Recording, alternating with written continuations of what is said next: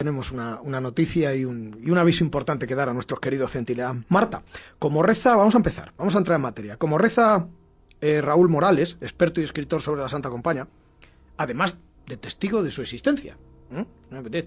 Raúl Morales no solo es un experto que ha escrito mucho sobre la Santa Compaña, sino que además la ha vivido, la ha sentido, la ha notado, la ha temido, la ha tenido delante.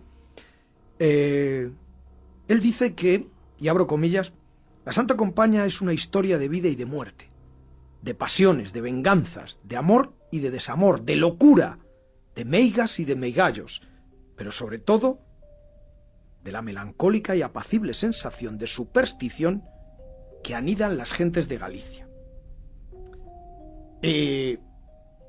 Esa definición de Raúl Morales, ¿la compras?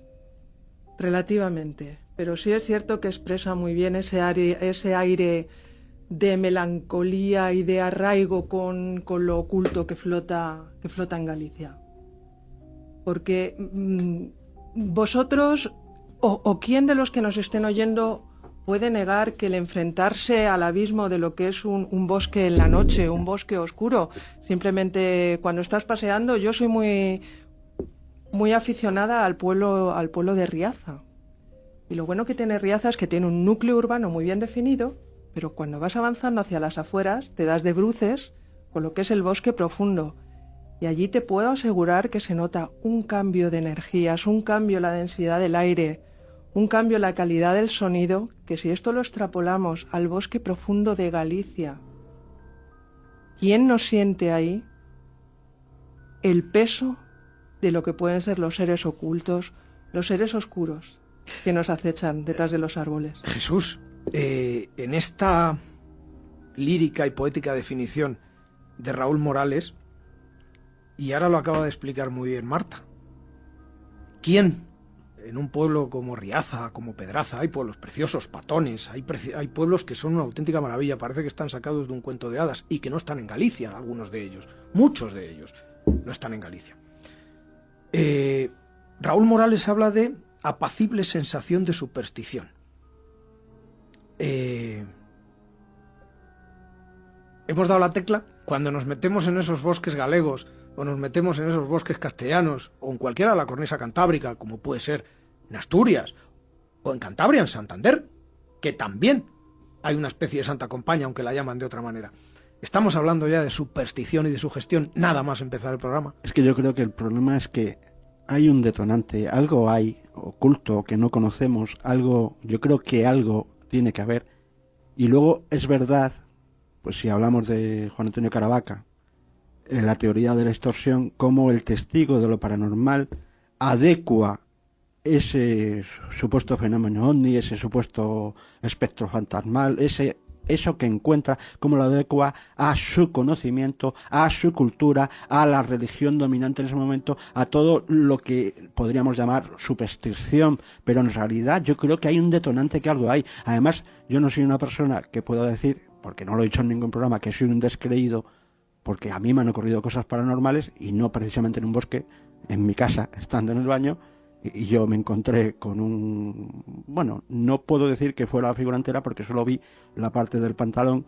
En mi propia casa me encontré con un ensotanado, porque iba de negro, tela gruesa, y yo no estoy loco ni voy al psiquiatra. Y es verdad que vamos a hablar de muchos testigos de la Santa Compaña y muchos no quieren hablar precisamente por esto, porque hay algunas personas que no les gusta que le llamen locos.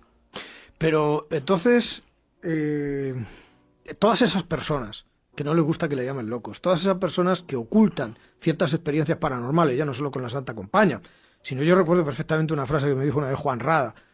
Digo, mira, Carlos, yo he visto un ovni.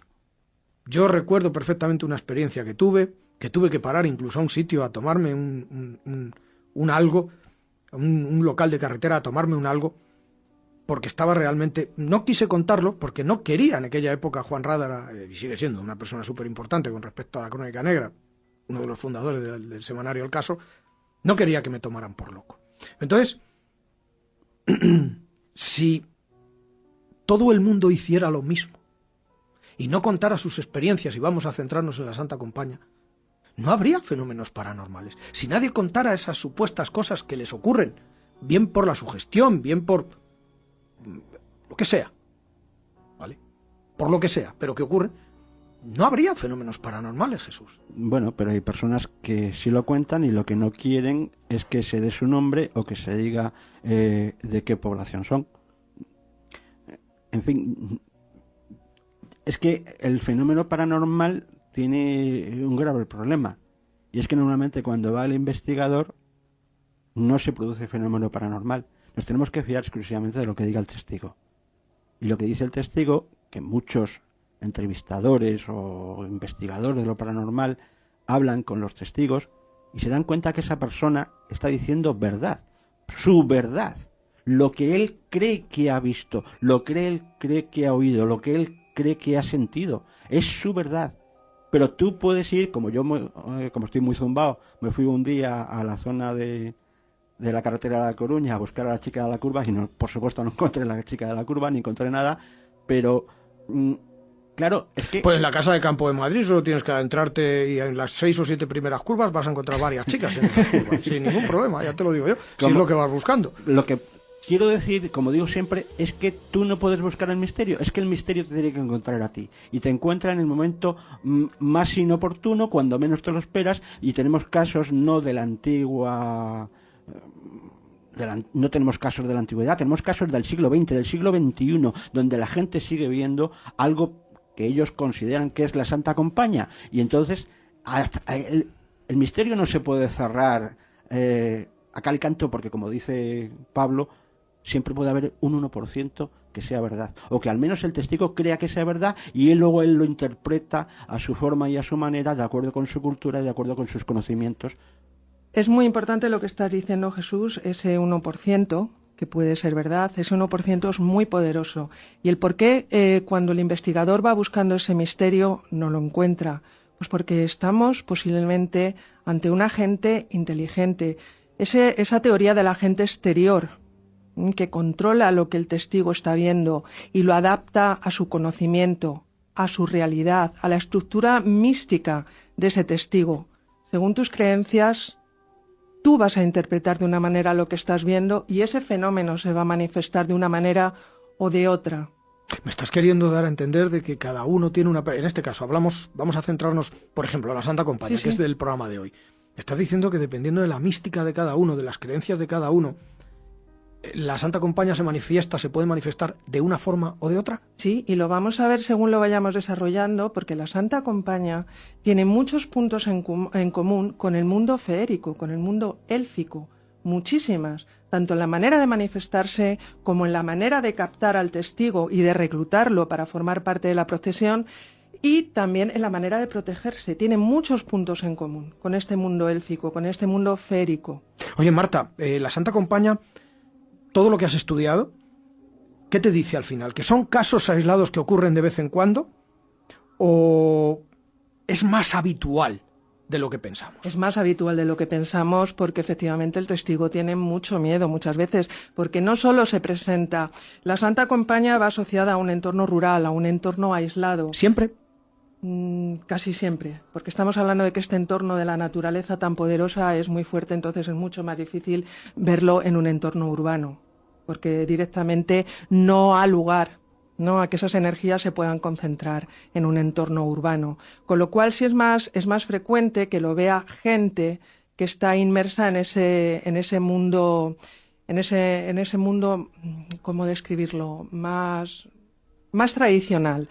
Pero sí es cierto que hay testigos como médicos, como abogados, gente muy formada y libre de esa superstición o de ese tradicionalismo de la gente que lleva toda la vida viviendo en una aldea de Galicia.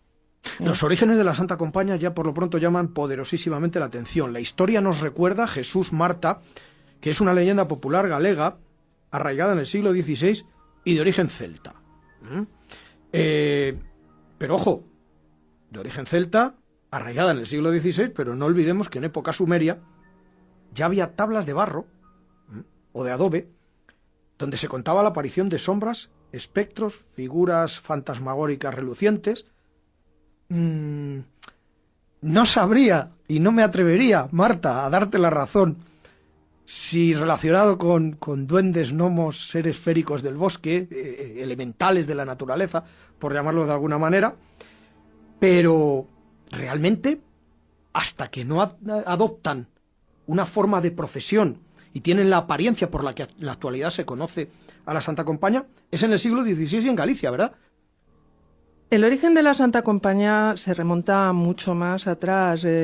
Tiene una tradición céltica muy fuerte, pero tiene también una tradición germánica muy arraigada, que veo que Jesús también lo ha visto, que se nos remite al origen de la cacería salvaje. La cacería salvaje. Y la procesión de muertos del dios Odín. Entonces es un origen bastante más antiguo. Entonces se sospecha que todas esas tradiciones que venían del norte de Europa, que venían de Irlanda, llegaban hasta los Pirineos. Ahí se dividían dos, una parte iba hacia Galicia. Galicia es el fin del mundo, Galicia es Finisterre, y ahí se quedan, digamos, los muertos atrapados, y solo pueden, según la leyenda, solo pueden dos noches del año pueden pasar al más allá, cruzar el mar y llegar al más allá, que son las noches de San Juan. Sí. Y la noche que celebramos el día 31 de octubre, el Día de los Difuntos. Eso es muy importante, Marta. Es importantísimo. Yo tengo entendido que la Santa Compaña se puede aparecer incluso en verano, sí, y que se puede aparecer en cualquier momento. Sí. No tiene por qué haber una fecha concreta, Noche de Difuntos, Semana Santa, Pascua. Es durante todo el año, ¿no, Marta? Sí, pero sí es cierto que estas dos fechas que ha comentado Jesús son importantísimas, tanto la Noche de San Juan como la Noche de Samaín, porque son noches en las que las fronteras entre el mundo oculto y el mundo físico en el que vivimos, en el que nos ata nuestro nivel de percepción, esas fronteras son mucho más sutiles. Y entonces, al ser muchos más sutiles, los niveles energéticos del mundo oculto se elevan y nuestros niveles descienden, con lo cual podemos estar en contacto. Es mucho más fácil que ellos puedan acceder a nuestra realidad y nosotros acceder a la suya. Hay un cruce. Entonces, es mucho más fácil que en esas noches seamos capaces de ver la manifestación de la Santa Compaña.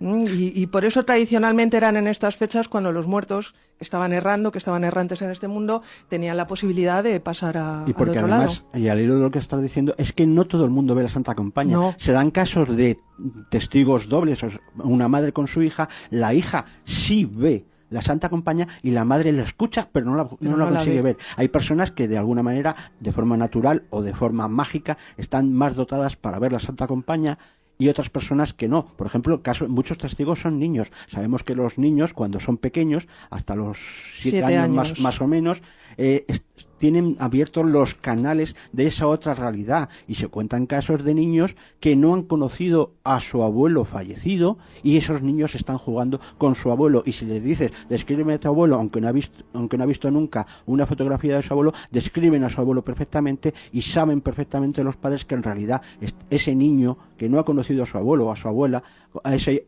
amigo imaginario, para mí mal llamado amigo imaginario, no es imaginario, lo que pasa es que es del más allá, y esos niños tienen abiertos los canales hasta los 7 años, que es cuando se hace la poda sináptica, efectivamente, y esos niños sí que en muchos casos lo cuentan ahora en el siglo XXI, pero lo cuentan de cuando eran niños. Ellos sí vieron a la Santa Compaña y la madre no lo vio.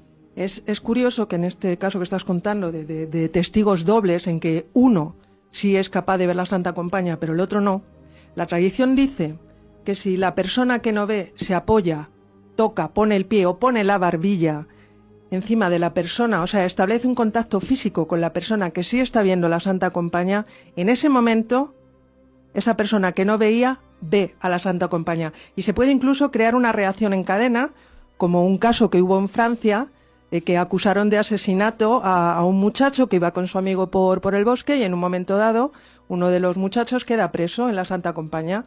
Entonces, cuando vuelven a buscarlo, solo uno de los testigos ve la Santa Compaña, que es al que están acusando de asesinato. Entonces se cogen todos de la mano y en ese momento pasan todos a ser testigo de ese baile feérico en el que estaba atrapado el desaparecido. Marta, es cierto que, volviendo a los orígenes, es cierto que hasta el siglo XIII eran procesiones de muertos encabezadas por el demonio. Encabezadas por el demonio. Esto, en un principio, cuando nos remitimos al mito germánico, es Odín el que dirige estas procesiones de muertos, que tienen un tinte heroico, porque son los muertos fallecidos en combate, en defensa de sus mujeres y sus pueblos. Pero cuando entra en contacto con la tradición cristiana, una cosa que sabe hacer muy bien la tradición cristiana es el sincretismo, el captar esas creencias paganas y reconvertirlas al cristianismo para no perder adeptos, para ganar clientes. ¿De qué manera entonces funciona la Iglesia Católica y consigue eliminar este tinte heroico de la Santa Compañía encabezando a Satán, como tú bien has dicho, y estos guerreros heroicos, estos espíritus heroicos pasan a ser espíritus pecadores? Con lo cual ya vamos a crear un rechazo hacia ese mito pagano, hacia el mito. Pasa a ser una procesión de cazadores, de luchadores heroicos, pasa a ser una procesión de pecadores, y en vez de estar liderados por Odín, que es el dios de la guerra y la sabiduría, pasa a ser Satán, con lo cual es un mito que vamos a rechazar. Me llama la atención una cosa que has dicho, a ver si la he interpretado mal. Si antes del siglo XIII eran procesiones encabezadas de los muertos, encabezadas por el demonio, y después, a partir de ese siglo XIII, mete mano, por utilizar una expresión coloquial, mete mano la Iglesia Católica, se dogmatiza el purgatorio, Sí, y aquello se empieza a convertir, el demonio desaparece, y empieza a convertirse, y aparecen las ánimas, esas ánimas del purgatorio, más o menos por obra y gracia de lo que acabas de decir, de la Iglesia Católica, por captar clientela. Sí, yo creo que sí. ¿Lo tienes así de claro? Sí, clarísimo. Primera leche en la línea de flotación a la Iglesia Católica. Luego, ¿os dais cuenta que siempre que ocurre algo en un centinela y se ataca a la Iglesia Católica, al que luego le dan 4 leches bien dadas de sacar los bustos? No, Mira, pero es que...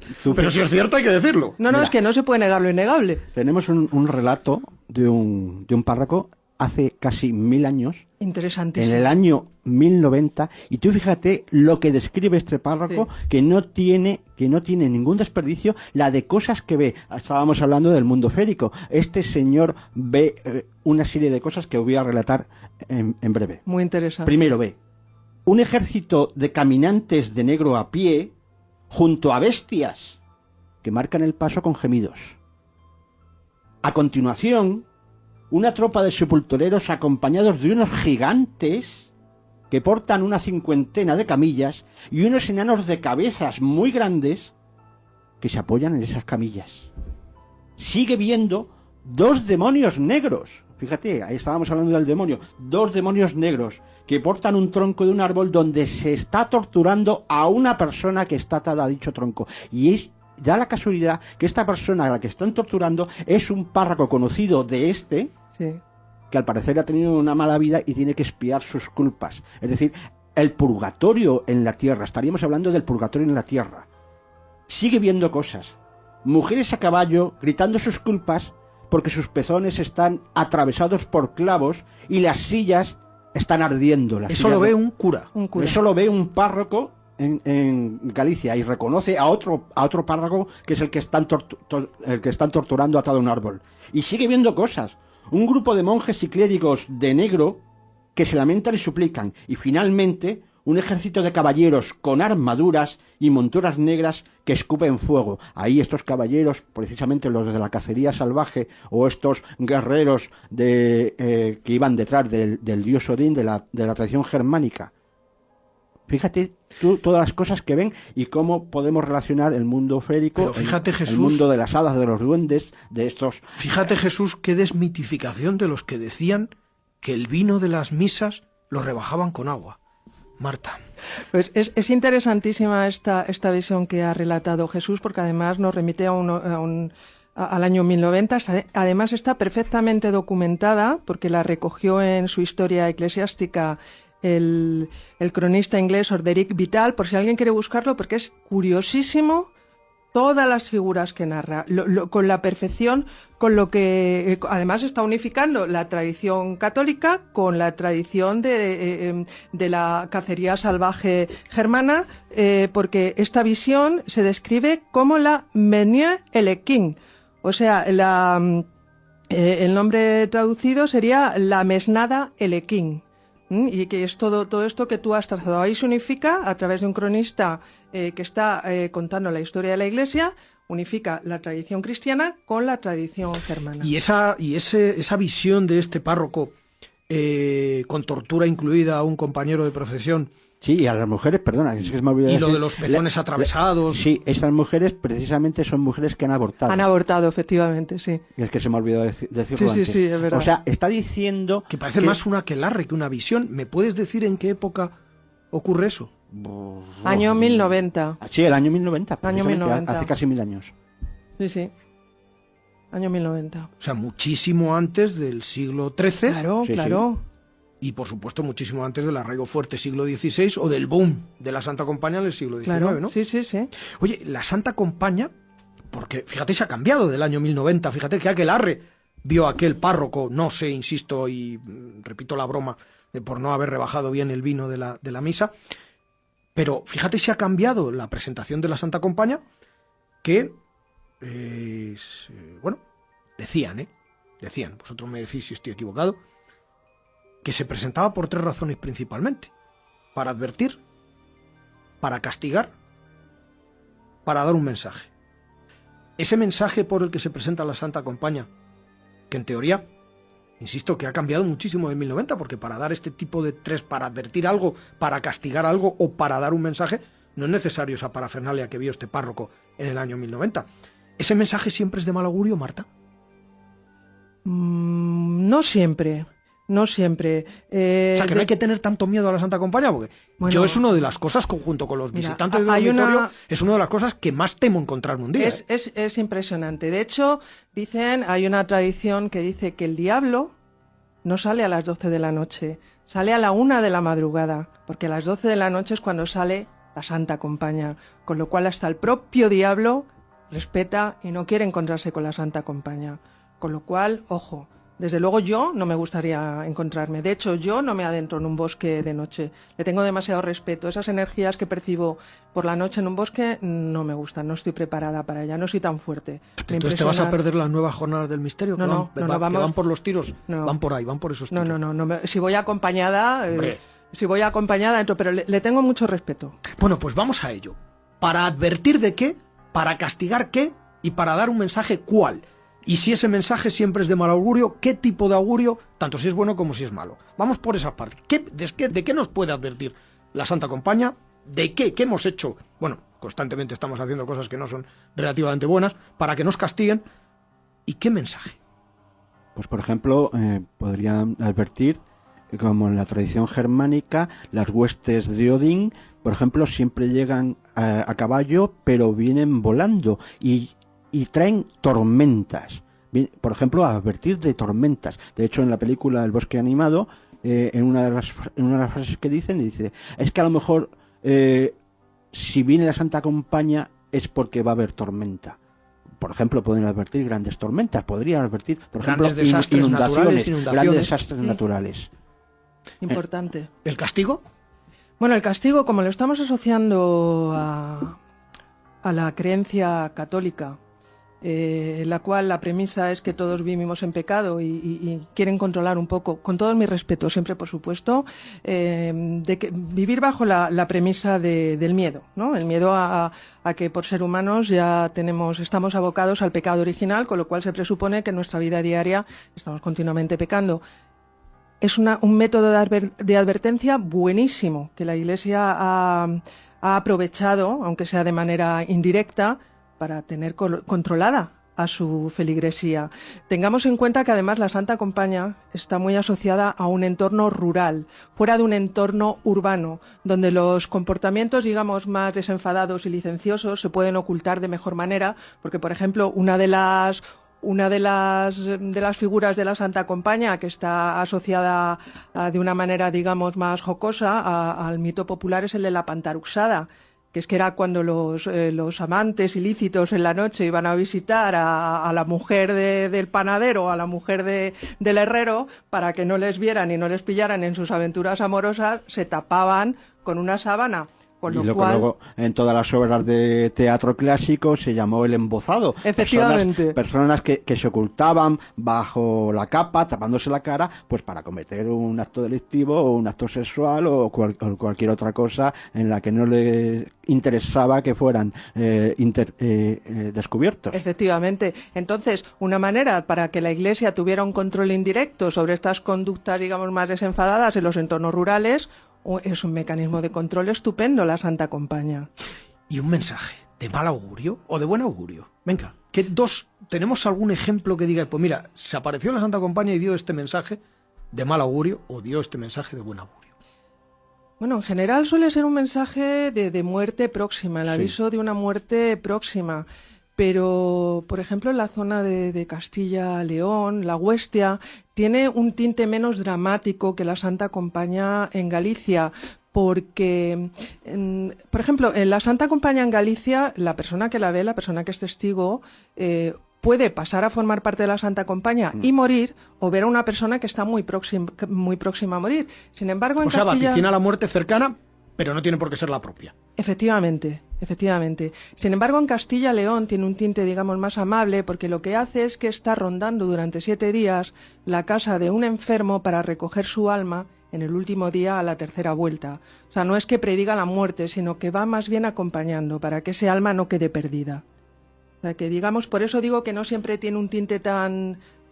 Pero tú fíjate, decía por ejemplo Franco Contreras, el escritor y colaborador de muchos programas de misterio, decía que él de pequeño pues tenía familia en Galicia y que a él le hablaban de mal de oso, mal de hueso. Sí. ¿Esto qué es esto del mal de hueso? Hay personas que en un momento determinado empiezan a empalidecer, empiezan a adelgazar, empiezan a caer enfermos y entonces dicen en Galicia, tiene el mal de hueso. ¿El mal de hueso por qué es? Son personas, son vivos que durante la noche su espíritu de alguna manera va con la Santa Compañía, son los que llevan la cruz y son los que van a estar noche tras noche, agotándose como si estuvieran pagando. Bueno, pueden llevar la cruz, pueden llevar el cirio o pueden llevar el hueso. Y el hueso. Ahí lo de mal de hueso. Sí. Y pueden, en estas personas están enfermando porque mejor dicho, noche tras noche se van agotando, están pagando el purgatorio en vida y van enfermando. Y si esa persona efectivamente no entrega el cirio, el hueso o la cruz a otro vivo que en ese momento los vea, por eso una de las cosas que tenemos que hacer es cerrar las manos con un objeto para que no nos entreguen dicho objeto, esa persona al final acabará muriendo. Entonces, estoy deduciendo por todo lo que estáis contando, que además me está apasionando, y creo que las jornadas del misterio van a ser bestiales, van a ser muy interesantes. Parece un fenómeno metódico y con características como muy especiales, como muy cuadriculadas. O es que hay más versiones, porque esto que estáis contando, sí, se ajusta mucho a la realidad y a la leyenda, urbana o no, a la mitología, creíble o no, pero sí es el 80% de lo que yo he oído. Pero hay otras versiones también muchísimo más duras, ¿no? Bueno, hay una versión que es también apasionante, porque pienso que es como el contraste del día y la noche, que es Procesión d'Axans, que es la procesión de vivos. Aquí no vamos a estar viendo una procesión de muertos, es una procesión de vivos que enlazan con el mal de hueso que ha comentado Jesús, porque son personas que no son conscientes de que durante la noche su parte astral, su espíritu, su sombra, está vagando por la parroquia, está vagando por los pueblos, y estas personas poco a poco cada vez están más cansadas, más deprimidas, más agotadas. Y además esto sigue también una liturgia, como tú bien has comentado. Caminan en filas de a dos, como en la Santa Compaña, y portan un ataúd. Y el orden en el que esta fila está colocada es muy importante, porque cuanto más cerca se esté de este ataúd, lo que nos indica es que esa persona está más próxima a morir. Esto es otra versión de la Santa Compaña, la procesión de los vivos.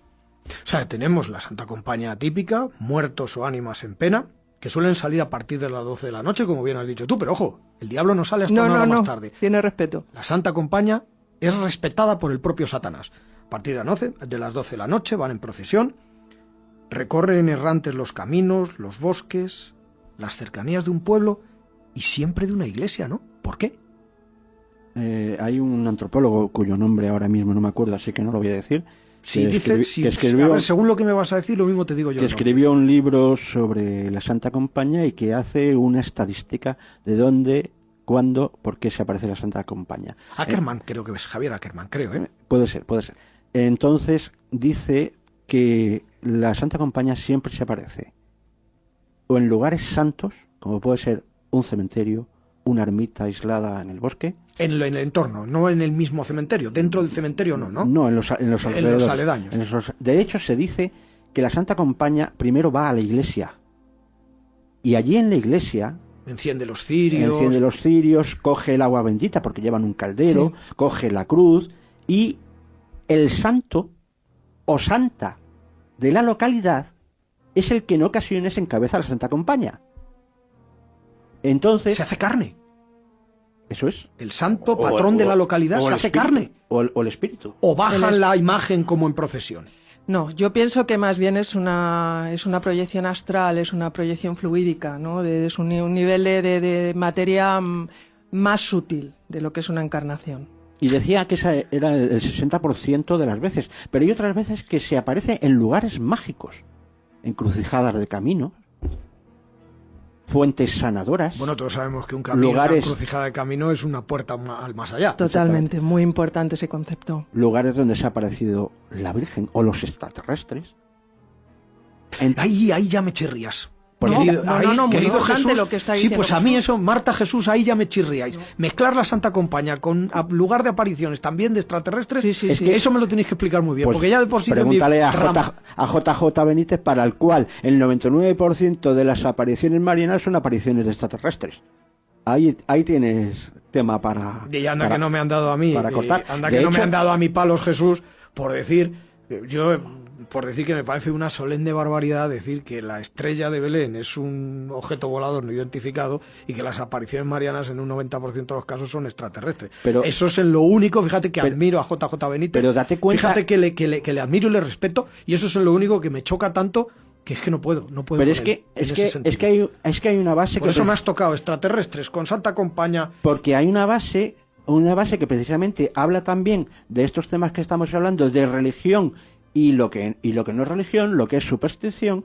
Hay una base que dice que es que, claro, los niños, los testigos de la aparición mariana, en un momento determinado ven algo que no saben lo que es. Y cuando lo cuentan al párroco del pueblo, le dice, esto tiene que ser o el diablo o la Virgen. No puede ser otra cosa. O un extraterrestre o un elfo. No, porque un orbe élfico. No, el párroco no te va a hablar de extraterrestres. El párroco no lo interpreta así. Va a convencer a los niños de lo que están viendo es o la Virgen o el diablo. Pero eso lo estoy diciendo de buena fe incluso, porque un párroco de aquella época seguramente no conoce ni puede interpretar un fenómeno ovni, y aquí vamos a lo que Jesús ha introducido en el principio de nuestra tertulia, que es la teoría del agente exterior, la teoría de la distorsión de la realidad, de cómo la visión se va a adaptar a las creencias del testigo. Entonces, yo sí veo perfectamente factible que la visión se pueda tener una interpretación como un platillo volante, como un extraterrestre, como un elfo o como la Santa Compañía. Porque además date cuenta de otra cosa. Hay gente que no ve la Santa Compañía en el formato de personas encapuchadas, vestidas de negro, etcétera. Hay gente que lo que ve son solo las luces. Y que cuando nos hablamos de luces, ¿a qué nos estamos refiriendo? ¿Qué es lo que estamos viendo? Aparatos volantes no identificados.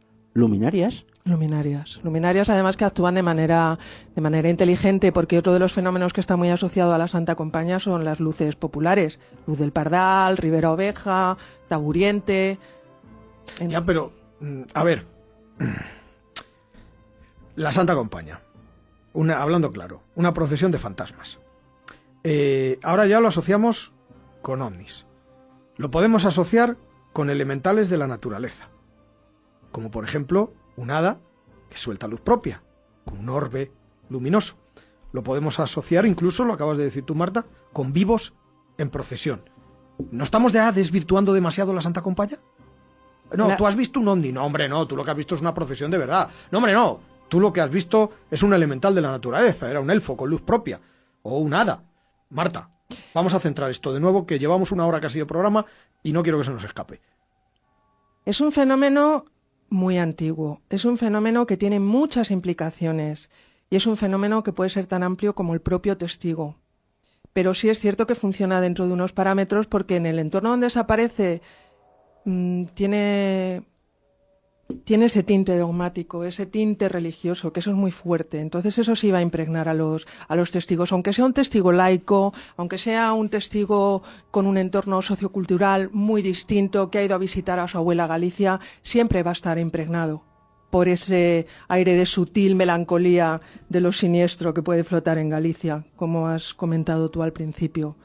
Además, Jesús, existe una fenomenología preaparición, por ejemplo. Es muy similar a la... Venga, homenaje a mi amigo... En algunos casos sí. Homenaje a mi amigo Santiago Vázquez. Muy importante. Fantasmogénesis, ¿no? Sí. Es una preaparición muy similar a la fantasmogénesis, ¿no? Por ejemplo, cuando vas dando un paseo por el bosque, o cuando crees que puedes encontrarte una santa compaña, o cuando crees que puedes encontrarte algo distinto, o por lo menos sobrecogedor dentro de un bosque, que te tengo que dar toda la razón, yo sin ser excesivamente... Que insisto, yo no soy negacionista, tengo mi punto escéptico, por eso estoy en este mundo del misterio, pero no soy un negacionista, ¿vale? Dentro de ese punto escéptico yo sí te tengo que dar la razón. Los bosques, a ciertas horas, en ciertos momentos, en ciertos lugares, llámalo sugestión también, sí, llámalo muy importante predisposición, sí es verdad que me dan una sensación muy rara, sí es verdad que me cargan un poco los hombros, como se suele decir vulgarmente, pero también es verdad que siempre que vamos a hablar de la Santa Compaña, mucha gente coincide en que hay una fenomenología preaparición, como por ejemplo, las bajadas bruscas de temperatura se dan. Por eso preguntaba antes, que no tiene por qué ser solo el Día de los Muertos, donde hace frío en los bosques galegos, que también ocurre en verano, y que en cualquier fecha del año puede aparecer la Santa Compaña, con bajadas bruscas de temperatura en el mismo mes de agosto, con los olores fétidos, que en este caso, fétido a azufre, pero que en este caso también, decidme si estoy equivocado, aparece un olor a cirio y a cera quemada también muy fuerte, cuando en concreto la Santa Compaña es la que nosotros estamos tratando en este programa. Se forma un silencio absoluto. Y eso de la sensación de entrada en otra dimensión, en otra realidad, para siempre además esa Santa Compaña, llevar como mínimo, y esto sí quiero que me lo aclaréis porque me sorprende muchísimo, una persona viva, la penitente. ¿Esto es así? Sí. Está la persona que hemos hablado antes, que sufre el mal de huesos, es la persona que tiene que entregar su testigo, su cruz, su hueso o su cirio a otra persona viva para que le haga el relevo y poder descansar, porque si no, esta persona poco a poco va a empezar a enfermar y al final acabará muriendo. Pero con perdón, si no se libra. Eso es una putada. Porque para que tú llámalo putada, llámalo Santa Campaña. Para que tú vuelvas a la vida, tú lo has dicho muy gráficamente, te paso el testigo, toma mi cirio, toma mi hueso, toma mi cruz, y ahora vas a ser tú el que empiece a notar ese agotamiento, ese cansancio, esa palidez y esa muerte en vida, que si no le pasas el testigo terminas muriendo. Exactamente. Yo no sé hasta qué punto esto puede ser un acto consciente en el que ese espíritu, porque la persona que está vagando en la noche lo está haciendo de manera inconsciente. Cuando está en estado de vigilia no recuerda este estado errante, con lo cual no sé si va implícito este comportamiento de supervivencia en el momento en el que pasas a formar parte de la Santa Compaña, con lo cual tampoco es criticable. Yo entiendo perfectamente que ese espíritu que está vagando y está sufriendo, o en este caso todavía no es un espíritu errante, puesto que tiene una parte encarnada, una parte viva en el mundo físico, pero sí yo entendería y que lo pase, y no lo entiendo como un acto de maldad implícita, puesto que no sé hasta qué punto es consciente esta persona de que está vagando, y lógicamente un alma quiere liberación, siempre. O sea, yo pienso que el alma humana tiende siempre a la liberación, a la luz, más tarde o más temprano. Hemos hablado antes y lo hemos dejado muy de soslayo, y tú has puesto un gesto como diciendo, esto es muy importante, pero se ha quedado más o menos ahí. Aparte de que siempre suele ser, no hay luz artificial, es siempre donde la luz escasea cuando se aparece la Santa Compaña. Pero hemos hablado de bosques, encrucijadas o cruces de caminos, y ya sabemos, cuando he comentado yo, que un cruce de caminos es una puerta al más allá. Y tú has dicho, eso es muy importante. ¿Por qué?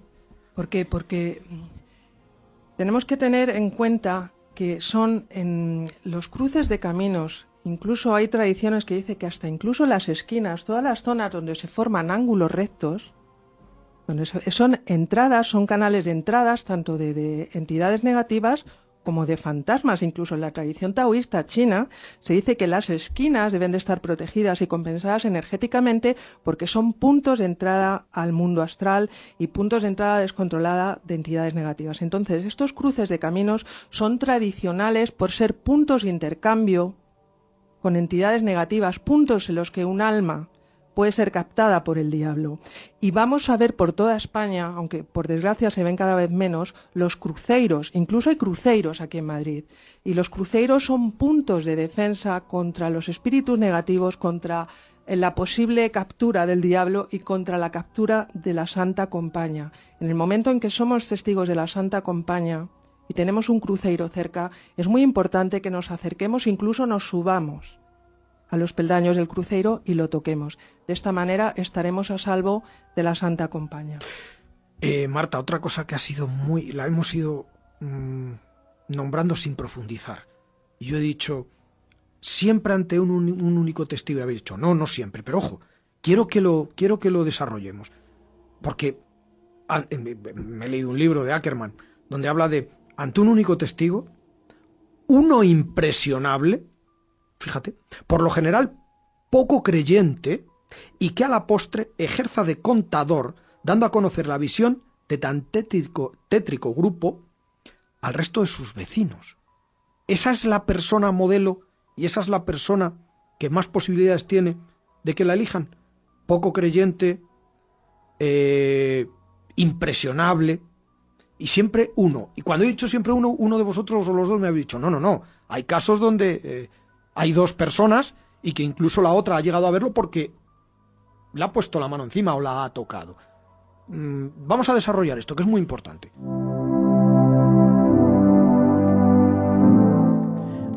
¿Problemas con la legionela? Olvídese de ella. Aquastudio 2004 es una empresa líder en su erradicación con más de 20 años de experiencia en el sector de la sanidad ambiental. Llame al 609-676988. Son muy amables. Mira, hay un caso que contaba Iker Jiménez mucho antes de Milenio 3, cuando había un programa que se llamaba, bueno, no me sale ahora el título, y salía una vez por semana Iker Jiménez. Y hay un caso de antes de ayer, estamos hablando del año 1987, en Burgos, no en Galicia, en Burgos, en el condado de Treviño. Un productor de televisión, Iker Jiménez da el nombre, lo voy a dar yo también, Mikel Colmenero, está haciendo en un grupo de 9 personas unas pruebas de radioaficionado. Están probando una radio. Entonces, Mikel Colmenero y otra persona están en un coche, en un Renault 4 para Marsella, y a 50 metros de distancia están las otras 7 personas.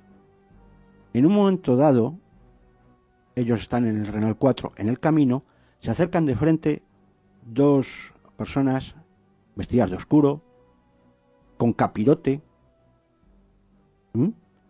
y los 2 que están en el coche, que están solamente a 10 metros, esas 2 personas que se están acercando al coche, además están grabando. Y digo esto de grabando, están grabando en una cinta de cassette porque se produce también una psicofonía en ese momento. Es un caso interesantísimo. Estas 2 personas, en un momento determinado, con la ventanilla del coche abierta, lo primero que escuchan, decías antes de silencio, pues en este caso no hay silencio, escuchan claramente las pisadas y por eso se ponen en alerta y por eso empiezan a mirar a esos 2 espectros, a esos 2 fantasmas que se acercan hacia el coche. Pues justo ya en un momento determinado, cuando ya están muy cerca del coche, a 5 o 6 metros, dan las ráfagas. Y en ese momento los 2 espectros se desaparecen. Y lo ve mucha gente. Lo ven las 2 personas que están dentro del coche, el productor cinematográfico, y las otras 7 personas que están a 50 metros desde la otra base de radioaficionados. Y lo más sorprendente es que están grabando, porque están haciendo pruebas de radioafición, y se produce una psicofonía que dice: estoy aquí. Estoy aquí. Parece ser que les dio tanto miedo esa grabación que rompieron la cinta y la tiraron a la basura. Eso Iker Jiménez en el año 86-87. Estamos hablando de Iker Jiménez, lo contó en un programa en el año 2001 y el año es de Burgos, 1987. Marta, entonces lo del único testigo podemos descartarlo, ¿no? No tiene por qué ser solo, aunque la mayoría de las veces sí se aparece a una sola persona, no tiene por qué, se puede aparecer a un grupo o a 2, a 3 y a más personas. La tradición dice que como máximo, la norma suele estar en que como máximo suelen ser grupos de hasta 4 o 5 personas.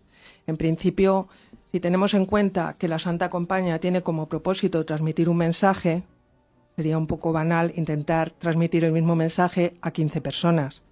Mucho mensaje tendría que dar la Santa Compañía. La tradición también nos dice que hay ciertas personas que están más dotadas que otras para ver a la Santa Compañía. Primero, vamos a tener en cuenta a los niños hasta los 7 años, que son testigos naturales por su propia naturaleza y por su propio estado de desarrollo cerebral. Luego vamos a tener a la gente que tenga mediumnidad, de manera natural, también van a poder estar capacitados para ver a la Santa Compañía. Pero luego la tradición nos pone 2 figuras, que es la persona que en el momento de su bautizo ha sido bautizada por error con los santos óleos que se usan para la extrema unción. Esta persona, por su naturaleza bautismal, va a ser capaz de ver a la Santa Compañía. Y también la persona que en el momento del bautismo su padrino haya rezado mal el credo. También van a quedar bendecidos o maldecidos con esta capacidad de ver a la Santa Compañía, siempre con la premisa de que este don es reversible. Si se vuelven a bautizar correctamente, perderían esta capacidad de ver a la Santa Compañía. Marta, ¿y la herencia, refiriéndose a un ancestro que haya sido testigo del fenómeno? Lo he leído en más de un... Pues teniendo en cuenta que la mediumnidad es un fenómeno que suele transmitirse de manera familiar, pues sí es posible, claro. Yo ahí pienso que sí, que puede ser posible. Además, es más fácil que una persona, un niño que se ha criado en un entorno que es más abierto a este mundo astral, a este mundo oculto, no tenga capadas o no tenga mermadas sus capacidades y sea, digamos, capaz de aceptar esta posibilidad de que hay un mundo detrás. Si tú creces en un entorno muy restrictivo y totalmente reacio al mundo feérico, al mundo mágico, lógicamente no vas a estar predispuesto a verlo. Siempre es más fácil en una familia creyente. Y el tipo de persona, ya no solo los ancestros, o la situación, o los momentos dados a la hora del bautismo, a la hora, etcétera. El tipo de persona, su bondad, sus creencias, su fe, ¿se presenta igual o la casuística es diferente en cada testigo de esta fenomenología? O sea, da igual que tú estés criado en la fe, como bien dice Marta, da igual que seas una persona bondadosa o que seas una persona, hablando claro, que seas una mala persona, siempre se va a presentar igual.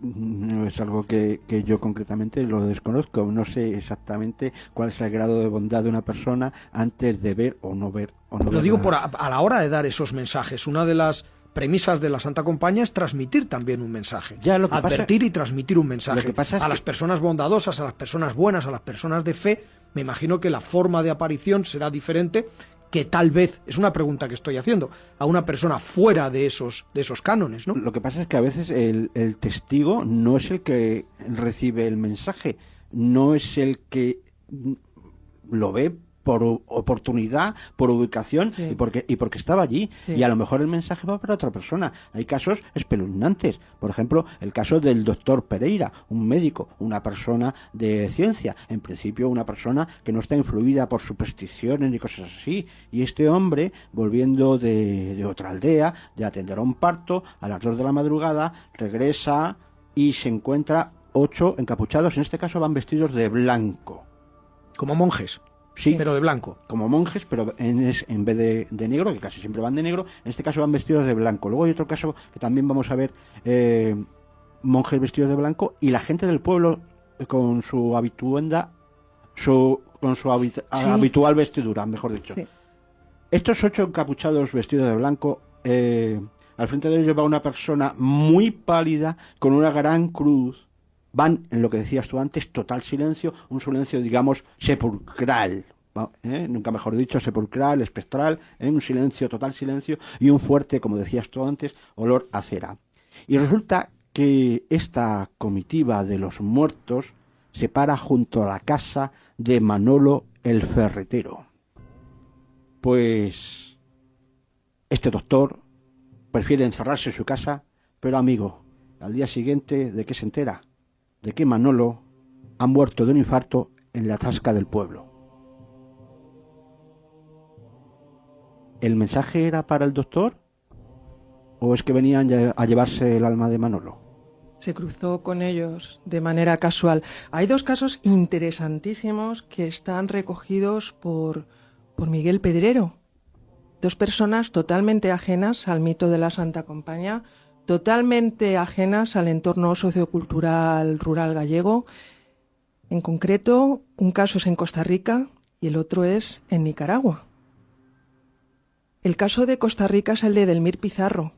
Es un abogado que trabaja en el Banco Central y cuando era joven va a hacer una excursión a la playa con sus amigos en una localidad llamada San Vito de Cotobrux, y cuando van en el coche, circulando además muy despacio por una carretera ya, digamos, en mal estado, que ya prácticamente llevaba a la playa, de repente ven a lo lejos unas luces y cuando se van acercando ven que es una procesión de frailes.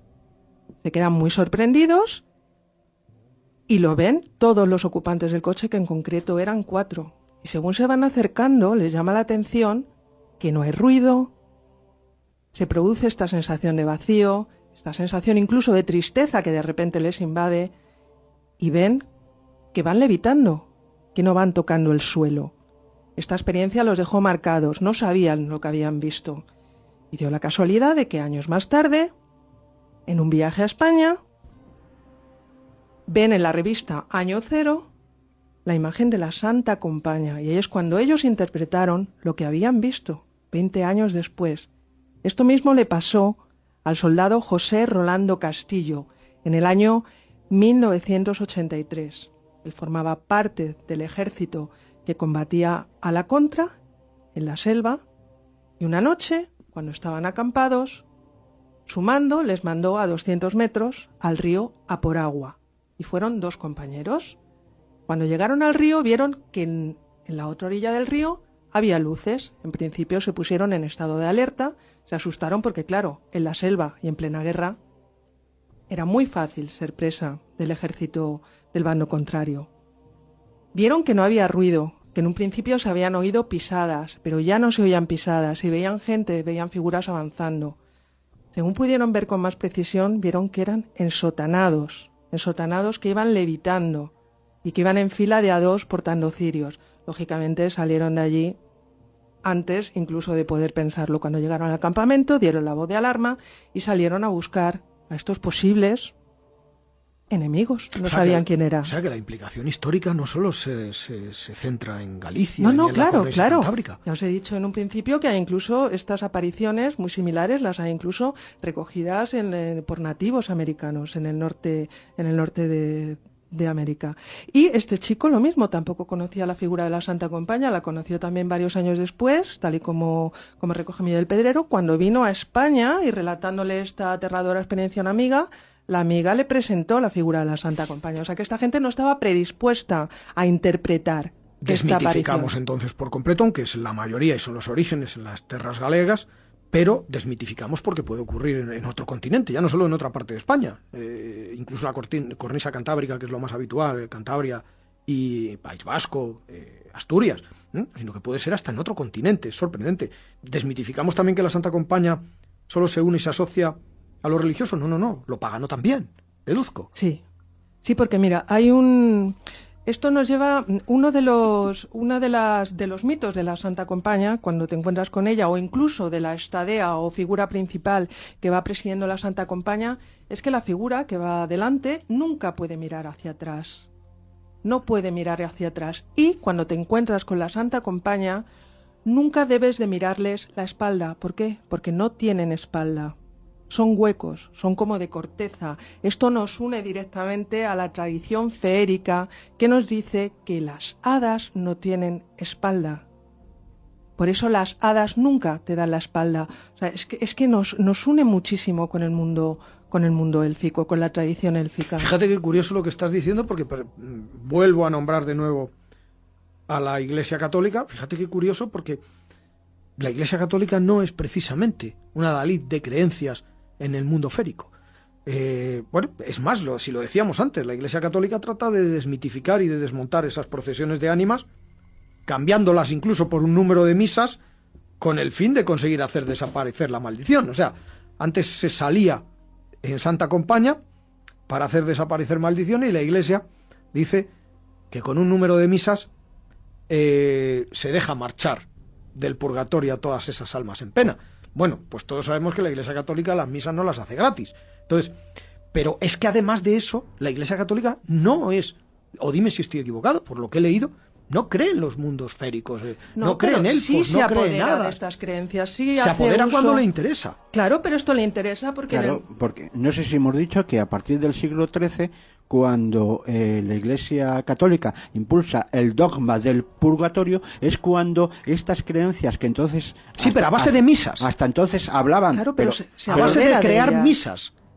Pero ya no era la procesión de las almas del purgatorio. Antes del siglo XIII no era así. A partir del siglo XIII, cuando la Iglesia impone, digamos, el dogma del purgatorio, es cuando se apoderan de esas creencias que no tenían absolutamente nada que ver, que venían del mundo germano, que venían del mundo céltico en Irlanda. Es cuando se apodera de esas creencias y las va moldeando a su gusto, pues efectivamente, para que la gente, los pecadores, se sientan pecadores y den misas y vayan a confesar y efectivamente. Se vuelve a su favor, es una figura que se vuelve a su favor. ¿Por qué? Porque está a través de ese miedo ancestral, a través de ese mito tan antiguo, consiguen revertirlo y girarlo hacia ellos para que la gente, cuando ve la Santa Compaña, pida ayuda a la Iglesia. Mira, tenemos un caso de un doctor, de un médico. No es el médico que cité antes, es otro médico que además se apellida igual, pero que es completamente distinto. El doctor Pereira era un niño. Iba con unos familiares por el monte, por el motivo que sea. Y en un momento dado, ven la Santa Compaña. ¿Qué ocurre a partir de ese momento? Los familiares le tapan la cara al niño para que no vea la Santa Compaña. Y de hecho, el doctor Pereira pues apenas puede ser testigo porque intentan taparle la cara para que no lo vea. Y van corriendo, salen por patas, van a su casa. ¿Y qué ocurre en su casa? Este doctor Pereira lo cuenta de niño diciendo: mis mayores han vuelto todos locos. ¿Qué están diciendo? De que hay que hacer misas, hay que rezar el rosario, acostarse inmediatamente, quién va a morir. Es como si los mayores, los que tenían este doctor, como era niño, no tenía creencia ni tenía conocimiento ninguno de la Santa Compaña. Sin embargo, sus mayores de alrededor, influidos posiblemente por las creencias religiosas, al ver o supuestamente ver la Santa Compaña, inmediatamente lo que están diciendo es que tienen que ir a la iglesia a dar misas, a confesarse, y quién será el próximo que va a morir. Claro, eso lo acabas de decir tú. Los métodos de defensa, no mirar nunca a los ojos a los miembros de la Santa Compaña, y si puedes, incluso salir corriendo. Se habla de que si alguien se encuentra con la Santa Compaña y no te da tiempo a huir, hay que hacer un círculo y meterse dentro. Es mejor incluso ser capaz de que te dé tiempo a hacer una estrella de David, sí, y meterte dentro, sí, y cuerpo a tierra, tirarte al suelo. ¿Y por qué? Lo has dicho antes muy por encima y yo quiero que profundices en eso. ¿Por qué es tan importante, una vez que estás en el suelo, tener las manos ocupadas? Coger tierra, coger un palo o una piedra, para que esa persona que te quiere entregar a ti el testigo para que le sustituyas en la procesión de los muertos, te encuentre las manos ocupadas y no te pueda dar el testigo. Por eso lo conveniente es hacer un círculo de tierra, a ser posible con rama de olivo, mucho mejor. En unos casos dicen pintar la estrella de David, en otros casos pintar una cruz, tirarse al suelo para no verles, para no mirarles, o incluso cerrar los ojos, y en las manos tenerlas ocupadas, bien con tierra, bien con palos, bien con una piedra, con cualquier otra cosa, para que no te puedan entregar el testigo y ser tú el que sustituyas a ese alma errante, digamos. En el peor de los casos, Marta, si tienes las manos, si no tienes las manos ocupadas y coges ese testigo, pasas a formar parte de la Santa Compañía, sí. ¿no? Sí, por eso es muy importante, y más si se vive en estas zonas, aunque no se sea creyente, pero sí saber las formas de protección, que son varias y algunas muy sencillas. Está la más importante, que yo pienso que es la que ha dicho Jesús, de llevar las manos ocupadas para que en el momento en que tú vayas a rechazar este cirio, este caldero o esta cruz, la Santa Compañía vea que no la estás mintiendo. Es importante llevar los brazos en cruz, las manos en los bolsillos. Hay un gesto muy curioso, que ahí esto nos remite al poder de los gestos, el mudra de la figa, poner los cuernos. Es un gesto protector ante la Santa Compañía. También... ese gesto, perdona que te interrumpa, Marta, y quiero que continúes, que me está interesando mucho lo que estás contando. Ese gesto de hacer así con el dedo meñique y con el dedo índice, o sea, lo que son los cuernos en toda regla, cuernos, sí. Que es un gesto que siempre hemos pensado que es de mala educación, tiene una connotación de protección. De protección. De hecho, habréis visto alguna vez lo de poner los cuernos y decir, lagarto, lagarto, que a mí no me toque esa maldición, lagarto, lagarto. Por lo menos en Andalucía se hace. O tocar madera con los cuernos también, puestos. Eso es, tocar madera con los cuernos puestos. Los gestos de protección con las manos pueden ser gestos mágicos, pueden ser gestos de protección, se llaman mudras. Y de manera inconsciente, en la vida diaria usamos muchos porque se han transmitido de manera inconsciente de generación en generación. Pues este de los cuernos es un gesto de protección. Es siempre muy importante, y esto también nos une a la tradición feérica, el rechazar cualquier comida, cualquier bebida o cualquier objeto que nos quiera dar estos seres que forman parte de la Santa Compañía. O sea, es posible que no solo quieran transmitirte el testigo del hueso, de la cruz o del cirio, sino que además te puedan ofrecer comida o bebida. Esto ya va más bien unido a lo que son los seres elementales de la naturaleza, hadas, más bien yo creo que las hadas, los duendes, cuando te quieren captar en el tema de las hadas, por ejemplo, en un círculo de hadas, en un baile de hadas. Pero es importante no coger nada de ellos. Otra protección es hacer la señal de la cruz, muy importante, o cualquier oración que nosotros sintamos como oración. Voy a decir una palabra que es complicada y a mí misma me cuesta trabajo decirla. Apotropaica, conocéis este término, ¿no? Los actos apotropaicos son actos, gestos o símbolos de protección que usamos como protección. El propio nombre de la Santa Compañía tiene este tinte apotropaico porque no es santa, tiene un cariz negativo y se la llama Santa Compañía como protección. Sin embargo, van en procesión rezando. Sí, pero son almas en pena. Son almas en pena y que están intentando cazar a alguien. De hecho, al principio no era santa, al principio era simplemente la compañía. Bueno, en determinados lugares se llama de otras maneras. Bueno, ya hemos dicho que la encabezaba el diablo. Y la compañía representa en los pueblos, cuando había un entierro, el difunto con el féretro, y detrás iban personas del pueblo, conocidos, que iban acompañando hasta su última morada, hasta ser enterrado. Y esto, de ahí viene el nombre de compañía, de los que acompañaban a los cadáveres, de los que acompañaban a los muertos desde su casa hasta la iglesia y luego después hasta el cementerio. Y de ahí viene el nombre. Después ya se introdujo el anticipadamente Santa Acompaña, pero al principio era simplemente compañía. Otro punto importante de protección, y esto es muy bonito, nos remite a que si nos encontramos, nos topamos con la Santa Compañía, pero nuestro padrino, el espíritu de nuestro padrino, forma parte de la procesión, estamos protegidos de manera natural, tanto en la procesión de la Santa Compañía como en la procesión que he comentado antes de almas vivas. Marta, y si no se les puede mirar, ¿cómo sabemos que el padrino va dentro de esa procesión? Pues yo pienso que ahí el que actúa de manera proactiva es el propio padrino, porque nosotros pienso que en una propia reacción de terror, y si conocemos los medios de protección, nos vamos a tirar al suelo. No vamos a parar a ver si reconocemos a alguien dentro de la comitiva. Sin embargo, ahora que dices esto del padrino, hay un caso muy interesante de una mujer que estaba en su casa y se despertó antes de tiempo. Pensaba que ya era de día y no lo era, todavía era de noche. Y salió a la calle a recoger castañas y alrededor de su casa estaba la Santa Compañía. Y de hecho estaba su padrino ya fallecido, y su padrino le entregó un cirio, y esta mujer 2 días después murió. Entonces, no sé. Seguimos, el caso pone los pelos de punta. Por eso es tan importante. Yo creo que los oyentes de Centinela, que son muy inteligentes, ya lo he dicho al principio de la presentación, van a poner mucho interés en los métodos, de protección. Marta, porque, continúa, por favor, con los métodos de tenemos protección. Hacer la señal de la cruz siempre, algo que nosotros sintamos como protector. Llevar una cruz de hierro es algo que repele a la Santa Compañía. Y aquí vamos lo mismo, que no es tan santa. Llevar agua bendita, lógicamente, método de protección. Que la llevan ellos también en el caldero. Sí, pero es que como ellos la llevan, digamos que la virtud santa de esta agua bendita queda desvirtuada por la propia naturaleza de la Santa Compañía.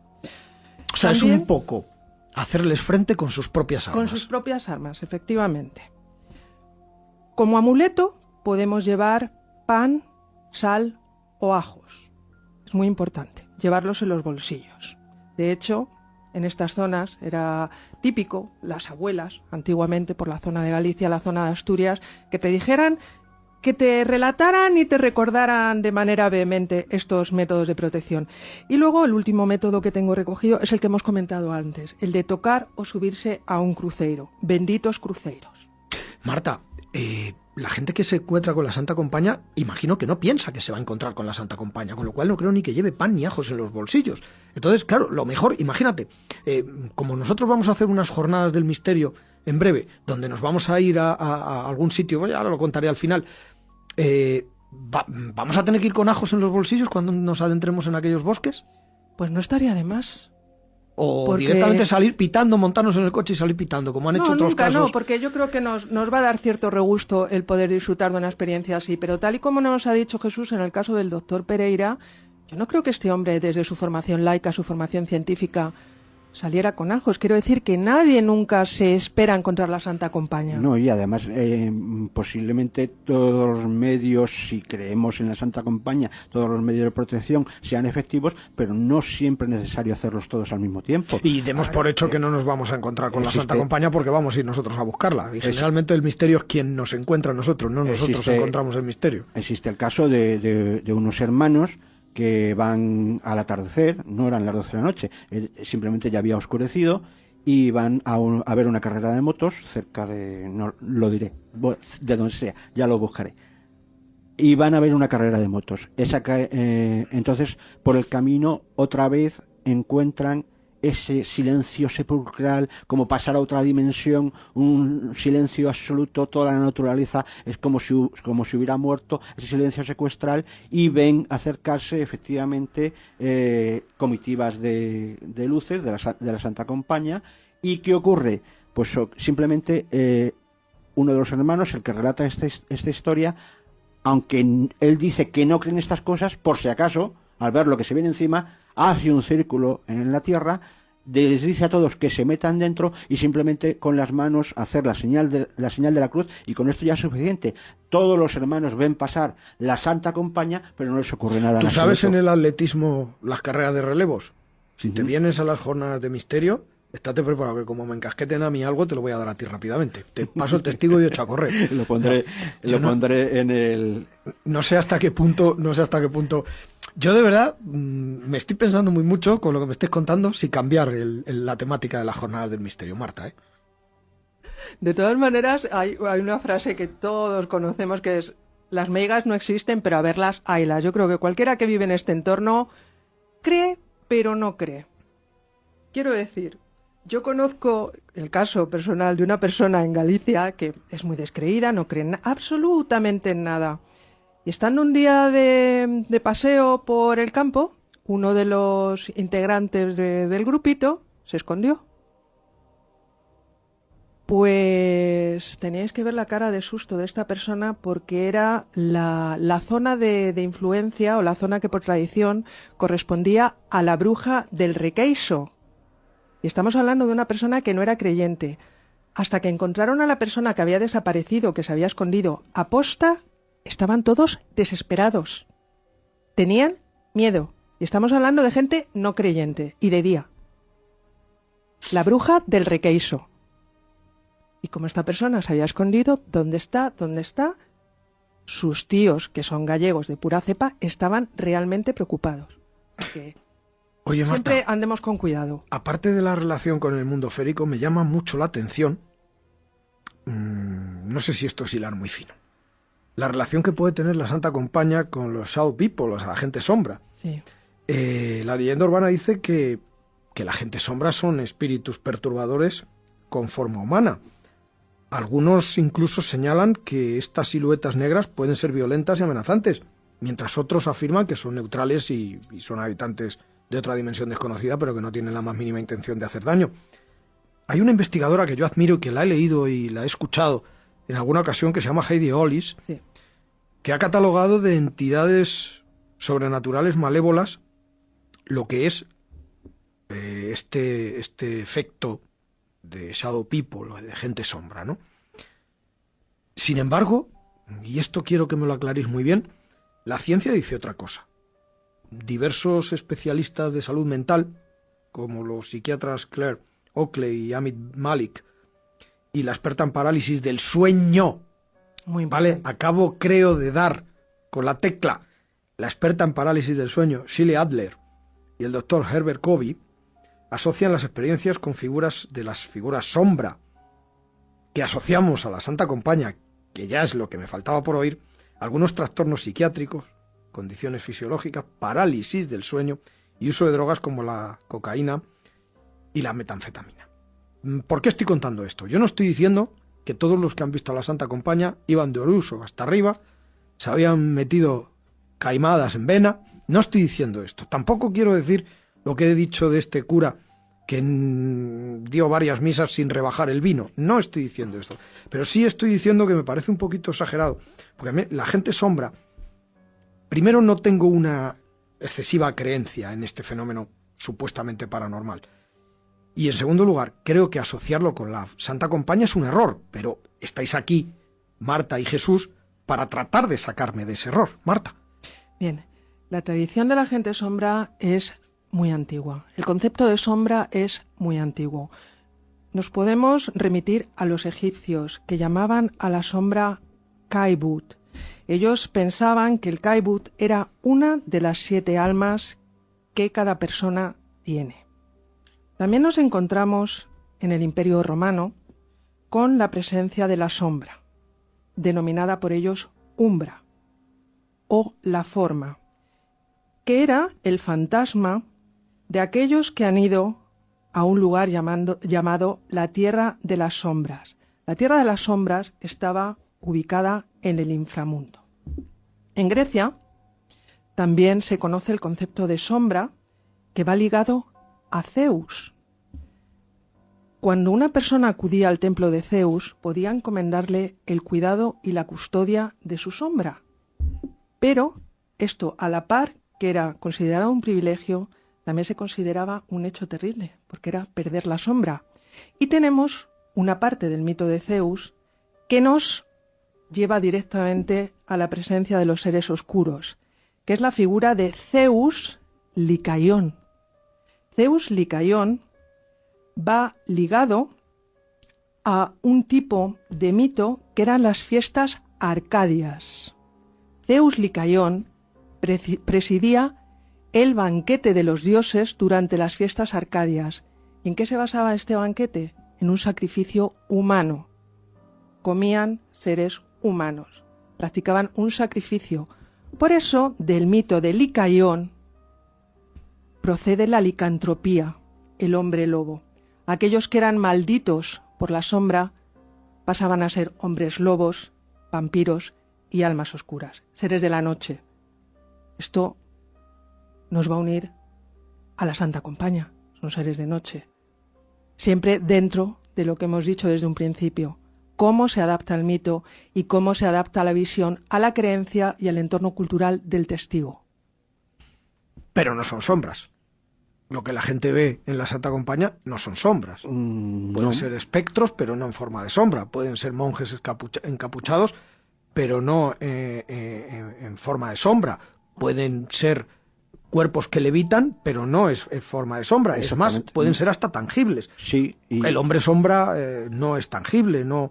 no, y de hecho no son translúcidos, a veces sí pueden estar como una bruma, como una niebla, pero normalmente no tiene por qué, o al menos los testigos no dicen que haya una bruma, una niebla, ni que sean translúcidos. Son gente con los ropajes, desde luego, son físicos, porque la luz no atraviesa dichos ropajes, y está con la R ahí remarcado. Ya saben nuestros queridos oyentes que estás en chapa y pintura, arreglándote la boca y eso, o sea, que no pasa nada. Si la gente no es tan malévola como te crees. Bueno, pues sí, a veces se te traba la lengua, pero que sepan que es por eso, porque te estás arreglando la boca y punto. Y por el hecho de que una persona se está arreglando la boca y suelte un seseo más o menos pronunciado o acentuado, no le voy a decir a mi programa no vienes. Hombre, por favor, hasta ahí podíamos llegar. Marta, ¿no te parece que has hilado un poquito fino con esto de los hombre sombra y con la Santa Compañía? Dime la verdad, no me pongas ese gesto como diciendo, ¿qué me estás diciendo? Hombre, es hilar fino, sí, es hilar fino, pero es que es todo un proceso histórico que he desarrollado desde la época de los egipcios, los romanos. Pero has metido la licantropía, hombres lobo, transformación.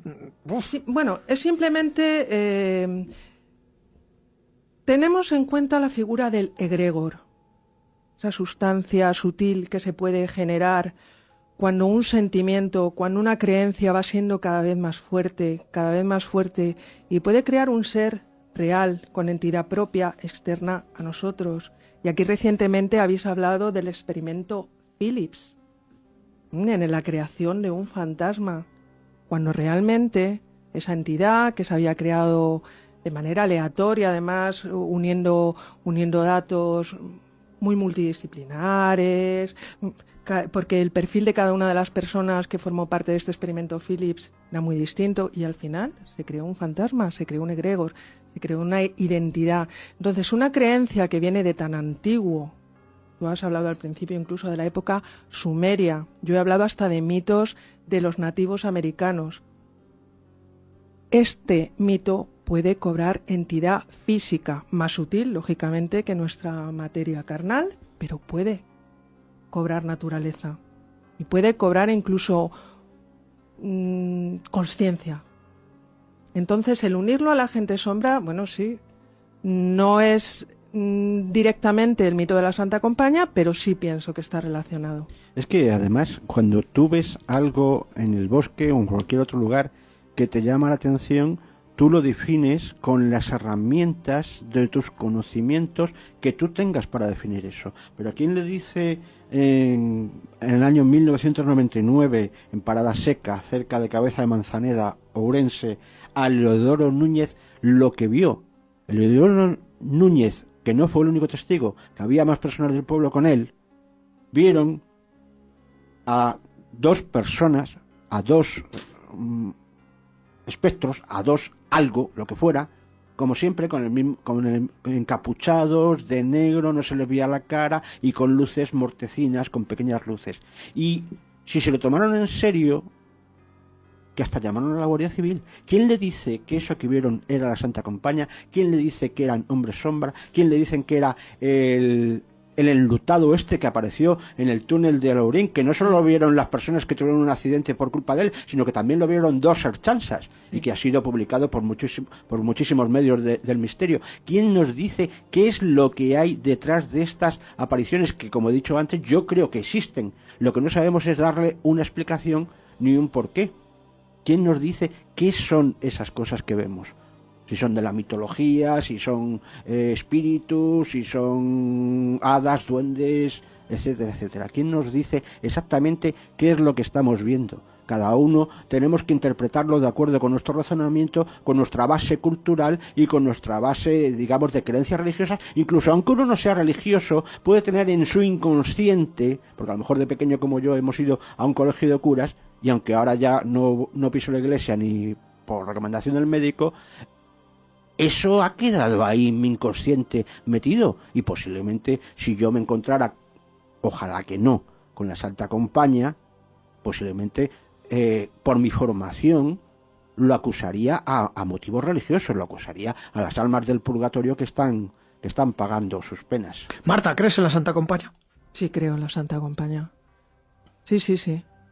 Yo pienso que existe. ¿Cuál sea su naturaleza?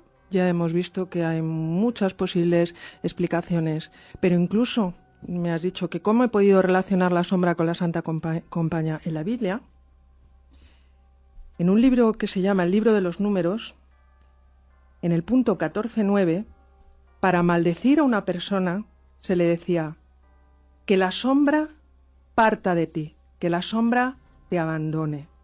Ya estamos viendo que el concepto de sombra es un concepto maldito, no va unido a una buena premonición, no va unido a un buen deseo, va unido a un concepto oscuro, a un concepto alejado de Dios.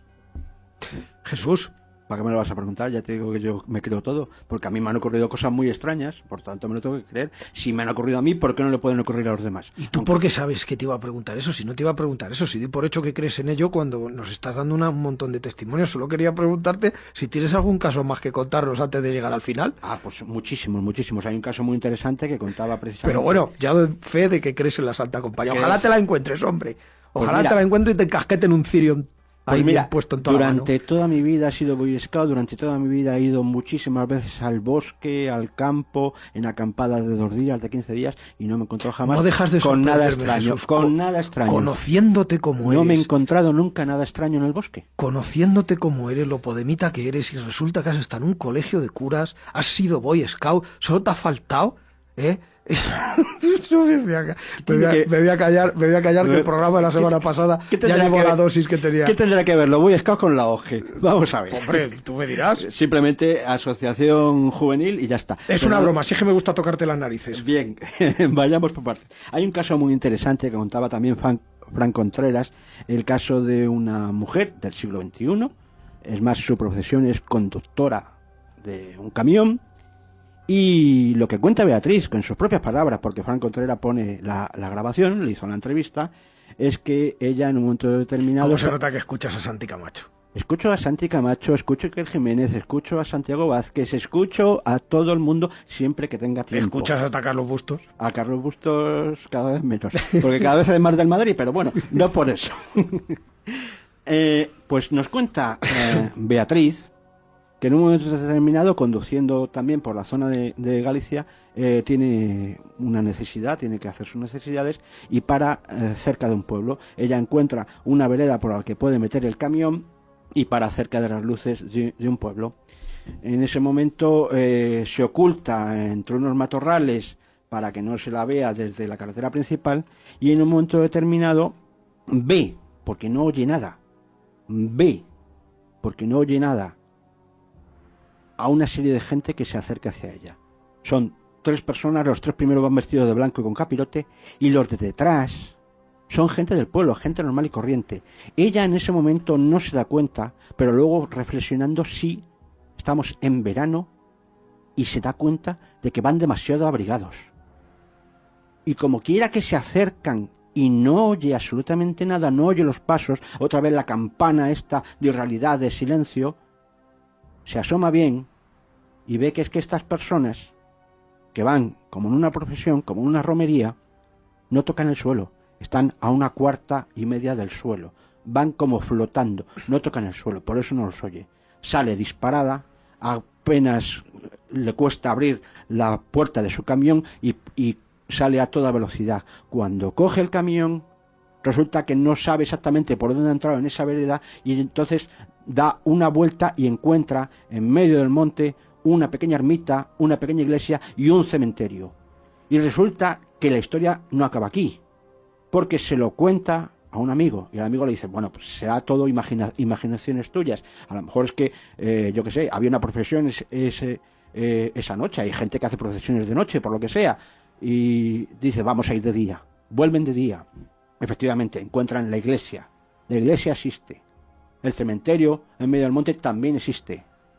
Y cuando llegan a la vereda, no hay ninguna marca, no hay ninguna huella de pisadas. Luego esa procesión no son imaginaciones suyas, porque esa procesión efectivamente está flotando ya que no toca el suelo y no deja huellas. Marta, ¿tienes tú algún caso más? Y además es que me estoy dando cuenta de que Jesús está contando cosas que no estamos hablando del siglo XIX ni de épocas medievales. No, estoy hablando de una conductora del siglo XXI. De hace años, de hace muy poquitos años, ¿eh? Yo no tengo más casos recogidos. Lo que sí me gustaría, antes de terminar, es para que veamos la implicación que tiene la Santa Compaña en España. O sea, es un concepto más extendido y más arraigado de lo que podemos pensar. Es su presencia en la literatura desde tiempos tan remotos como el siglo XII. O sea, para mí es muy importante la asunción cultural que tenemos de esta figura de la Santa Compaña, además con carácter parapsicológico, o sea, como con carácter de figura espectral. Por ejemplo, en el siglo XII la recoge Gonzalo de Berceo, nos nombra a la Estantigua o Hueste Antigua en el 25º y último de sus cantos a los milagros de Nuestra Señora. Nos la encontramos también en la literatura, en este caso en la inglesa, como ha nombrado antes Jesús, en la Historia Eclesiástica de Orderic Vital, con el caso de este sacerdote que encuentra la cacería salvaje. En el Quijote, en el capítulo 19, también aparece la figura de la Santa Compaña, porque hay una procesión de vivos y conscientes que están llevando el ataúd de un fallecido, lo están llevando desde Baeza a Segovia. Don Quijote se cruza con ellos y se cree que son la Santa Compaña y los enfrenta. También lo encontramos de manera recurrente en el siglo XIX con Emilia Pardo Bazán, retratando muchas veces la presencia del folclore de la Santa Compaña en su literatura. Por supuesto, Gustavo Adolfo Bécquer, en Rimas y Leyendas, en El Bosque de las Ánimas. Sánchez Erlosio, en El Bosque Animado, tanto en el libro como en la película. Valle Inclán también la nombra en alguna de sus obras, no sombras. Y luego Dante, que nombra a las ánimas del purgatorio como sombras. No te has equivocado, la sombra de Valle Inclán es muy, muy alargada. Sí. Pero he asociado este concepto de sombra ya de manera inconsciente con el concepto de ánima. Jesús, ¿te queda un último caso? Me quedan muchos. Si quieres te cuento uno, ya que hemos hablado de los Boy Scouts, te cuento uno de Boy Scouts. Mira, vamos a Coruña, vamos a marzo de 1982, cuando nuestro testigo, Bruno Alabau, es precisamente un Boy Scout, tendría 8 o 10 años, y están jugando a un juego que jugábamos, a mí me encantaba, que era el juego del stalking. Es una especie de juego del escondite en el que tú con cosas naturales te tienes que hacer invisible para la persona que está pochándola y que te tiene que encontrar. Y están jugando a un juego del stalking nocturno. Hay diversas variantes. A mí me gustaba el stalking en el que le recorríamos un camino, el que iba adelante es el que se la pochaba y todos los que íbamos detrás los teníamos que esconder rápidamente mientras él contaba de 10 hasta 0 y a partir de ese momento ser invisibles y que no nos pillara. A mí se me daba bastante bien este juego y me encantaba. Bueno, pues están jugando a un juego nocturno del stalking, un escondite, y uno de los muchachos, este testigo, Bruno Alabau, sale del campamento y da la vuelta por detrás y se esconde por la ladera. Entonces va bajando por la ladera y lo que ve abajo en el camino es precisamente una vez más, una serie de personas, hasta 7, vestidos, según dice el testigo, como en Semana Santa, encapuchados en 2 filas de 3, y mientras que el que va adelante es el que va portando la cruz. El susto que quería él dar pensando que eran sus compañeros, se lo lleva a él porque lo que ha visto no son sus compañeros. ¿Tú sabes, Jesús, que recientemente se ha encontrado al campeón del mundo, al que tiene el récord de campeón del mundo del escondite? No lo sé. Estaba en forma una calavera y la han encontrado. Y le han nombrado récord Guinness de campeón del mundo, del escondite. Está un poco desmejorado, están los huesos, pero lo han encontrado, Jesús. Oye, una cosa. ¿Por qué digo esto y lo digo ahora? Primero, porque estamos llegando al final. Segundo, porque si no, no estamos en el Centinela del Misterio. Y tercero, porque me apetece desmontar un poquito. ¿Me dejáis que os desmonte hora y media de programa? No está bien eso, ¿no? Inténtalo. No. ¿Sí? Tú ya sabes que yo al final voy a decir, como hay un 1% que puede ser verdad, puedes decir lo que quieras. Nos acogemos a nuestro derecho al 1%. A ver, todos sabemos que en España, concretamente en Galicia, en la cornisa cantábrica, el auge que es una teoría, que es una suposición, que a lo mejor es elucubrar y a hilar más fino de lo que has hilado tú con respecto a los hombres sombra, ¿sabes? Pero que yo lo cuento. Lo que yo lo cuento y que, pues bueno, que cada uno saque sus propias conclusiones, ¿eh? Yo no creo ni dejo de creer. Es más, lo he dicho durante el programa. A mí no me haría ninguna gracia ni encontrarme con la Santa Compaña ni con visitantes de dormitorio. Son dos de los temas del mundo paranormal que más respeto y que incluso hasta cierto punto más miedo, entre comillas, me dan, ¿vale? Eso no significa que también me lo crea a pies juntillas. Simplemente me infunde mucho respeto e incluso un poquitín de miedo. Decía esto porque en el siglo XIX, justo cuando más auge, entre comillas, tiene la Santa Compaña y más casos se dan y más casos conocidos se dan, es también y coinciden fechas con las famosas olas de contrabandismo. El contrabandismo en la cornisa cantábrica estaba en total plenitud. De hecho, en Galicia ha coincidido esas detenciones por la Guardia Civil de contrabandistas con avistamientos, si lo podemos llamar de esa forma, de Santa Compaña. Decían que la excusa de no mirar era para no identificar al contrabandista. No sé.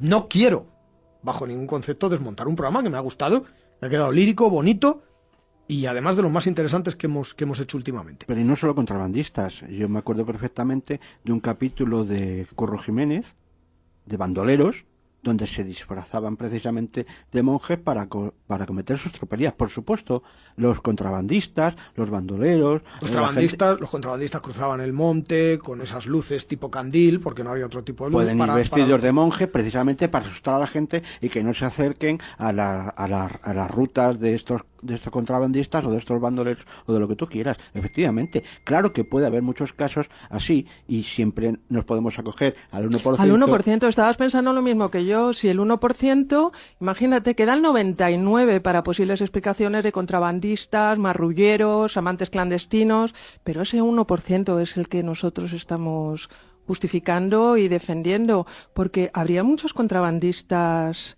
en el origen de las tradiciones teogónicas de los Choctaw. Imagino que no. ¿No? Y aquí nos vamos a encontrar con seres que son muy parecidos a la Santa Compaña, como es el Nalusachito, que es el devorador de almas, que provocaba algo muy similar al mal de hueso. Nos vamos a encontrar con el Nalusa Falaya, o el largo ser negro, que se dedicaba a asustar a los cazadores y a infundirles pensamientos negativos y depresión. Y luego los Choctaw creían que todo ser humano poseía un ser de sombra interna, que se llamaba Shilonbish, y el Shilonbish se suponía que se quedaba en la tierra, que vagaba sin descanso cerca de su antiguo hogar, muchas veces llorando, muchas veces quejándose, para asustar a sus amigos supervivientes, deseando que abandonasen el lugar y él volver a su antigua casa. Estamos hablando de una tradición muy lejana, tanto geográficamente como culturalmente. Si no te digo que no. Si es que es imposible negar la evidencia. Son muchísimos casos, ni toda la gente ha visto traficantes, contrabandistas, ni toda la gente ha visto bandoleros, ni toda la gente ha visto... Algo tiene que haber. ¿Queréis que me ciña en ese 1%? Algo tiene que haber. Pero sí es cierto que son un montón de casualidades. ¿Os acordáis cuando hablábamos del tema del hombre lobo, que coincidió en una época concreta, donde se arrasaban poblados y eran personas que se disfrazaban de lobo precisamente para quedar impunes ante la ley cometiendo esas fechorías? Y todo coincidió, y luego todo cambia y todo coincide cuando el lobo pierde su hábitat. No sé, son cosas que son casuales, como por ejemplo esto que estoy diciendo de la Santa Compaña relacionada con el contrabandismo. Coinciden las fechas de mayor auge del contrabandismo en Galicia con mayor avistamientos de Santa Compaña, con más intentar meter el miedo en el cuerpo, decir, no te voy a decir que son contrabandistas, no los mires, no sé. Es lógico, pero ese es un proceso de picaresca muy típico español, ¿no? De aprovecharnos del hecho de la existencia de la Santa Compaña para, al amparo de la noche, poder desarrollar estas actividades de contrabando. Yo lo veo totalmente lógico. En cualquier caso, estoy totalmente convencido que detrás de la Santa Compaña hay muchísimas cosas fascinantes. Y seguimos teniendo muchos testigos, no una lavandera que viene a lavar la ropa en el siglo XVII, no una persona inculta, no una persona llena de supersticiones, personas con carreras universitarias, personas con una cierta posición y una cierta cultura que se encuentran, como el caso de Lorenzo Martín, presidente de la Asociación de Arte y Anticuarios, una persona culta, alejada de todo tipo de creencias y supersticiones, que se encuentra en su propia finca, no ya en el bosque, en su propia finca que está vallada, se encuentra con una serie de luces cerca de los manzanos. Automáticamente este señor ve al menos 12 luces de color azulado, automáticamente este señor se entra en su casa, mira desde la terraza y ve que esas luces, esa docena de luces, están llevadas por algo que tiene una forma corpórea. Otra vez, personas humanoides vestidos de negro y a los cuales en este caso no se los ve enteramente, en este caso no son tan físicos, en este caso son más bien transparentes. Y este señor, pues nadie puede dudar de que sea una persona que tenga que ir al psiquiatra o que sea una persona inculta, como a otro caso más de una universitaria que va de acampada a la zona de A Coruña, va de acampada con sus compañeros de la facultad, una persona también de ciencia, una persona que en un momento determinado en la noche sale de la tienda porque se va a fumar un cigarrillo. Y cuando sale a fumarse el cigarrillo se encuentra precisamente otra vez con la procesión de unas personas vestidas de negro con caperuzas que no se les ve la cara y que llevan una luz muy tenue, porque ella lo primero que dice es que eso no son linternas, porque las linternas se utilizan para alumbrar hacia adelante, y sin embargo lo que está alumbrando esa luz muy tenue, que puede ser una vela, pues, antiguamente sería un candil, hoy en día sería un velorrio, una vela muy grande, le alumbra la cara, pero sin embargo la cara no se ve. Y entonces esta persona se mete para dentro de la tienda para alertar a sus compañeros, y cuando ya vuelven a salir los compañeros para ver el espectáculo, digamos, todo ha desaparecido y ya no se encuentra nada. Bueno, pues ahora, en contrarréplica, me estás desmontando tú a mí la teoría de esto de que hemos hablado del contrabando, porque el contrabando fue en el siglo XIX, principios del siglo XX, y todo esto me estás contando que es en la actualidad. En la actualidad, evidentemente, sigue habiendo mucho contrabando, pero ya no es un contrabando de bosque, ni de luces, ni de imitaciones de la Santa Compaña, con lo cual, pues bueno, en cierto modo, pues si quieres, sin corrodilla, Marta. Estamos llegando